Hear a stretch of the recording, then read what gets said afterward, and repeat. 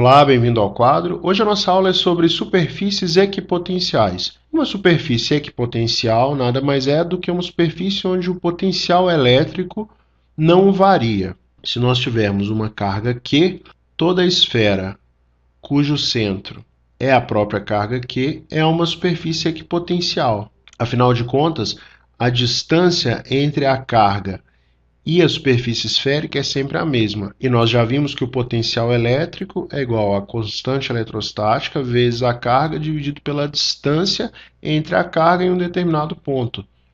Todos os pontos da superfície esférica têm o mesmo potencial elétrico. Portanto, essa superfície é uma superfície equipotencial. Uma outra esfera, agora com um raio menor, mas cujo centro também é a carga Q, é também uma superfície equipotencial. Como a distância entre a superfície amarela e a carga é menor do que a distância entre a superfície branca e a carga, o potencial elétrico na superfície amarela é maior. Pela fórmula, nós vemos que o potencial é inversamente proporcional à distância. Agora nós vamos estabelecer uma relação entre a superfície equipotencial, que nós desenhamos aqui de branco, e a linha de força, que nós desenhamos de amarelo. Nós vamos colocar uma carguinha neste ponto A, e ela sofre a ação da força elétrica e se desloca até um ponto B. Os pontos A e B são muito próximos, de tal forma que a distância entre eles é igual a D, e como eles são muito próximos, AB é um segmento retilíneo. Nesta carga que se encontra no ponto A, vai agir uma força elétrica que é tangente à linha de força e vai provocar o deslocamento da carga elétrica de A para B.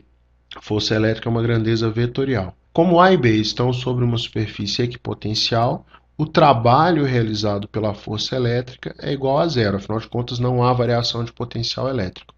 Nós aprendemos nas aulas de trabalho e energia que o trabalho é igual ao módulo da força elétrica vezes o deslocamento que a carga sofre de A para B, que nós já vimos que vale D, vezes o cosseno de θ, em que θ é o ângulo entre a força elétrica e o deslocamento. Bom, se esse trabalho é igual a zero, e a força elétrica é diferente de zero, e a distância entre os pontos A e B também é diferente de zero, nós só podemos concluir que o cosseno do ângulo θ é igual a zero. Portanto, θ é um ângulo de 90 graus. Isso significa que as linhas de força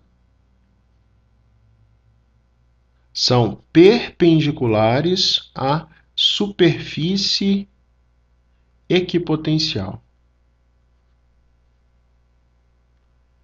Para essa carga que nós apresentamos no início da aula, as linhas de força ficam aqui na direção radial.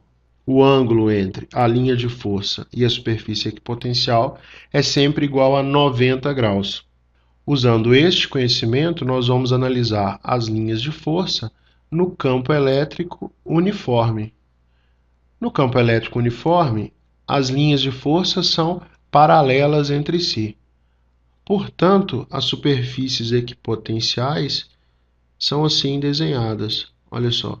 Elas também são paralelas entre si, formando sempre ângulos de 90 graus com as linhas de força do campo elétrico.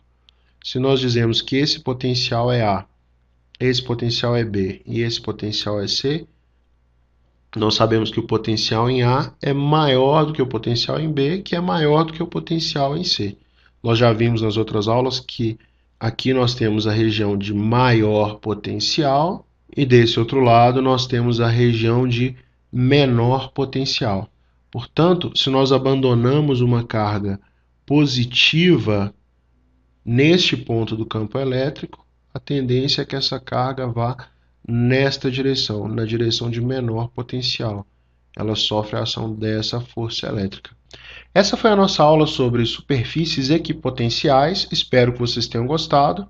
Um grande abraço e até a próxima, pessoal.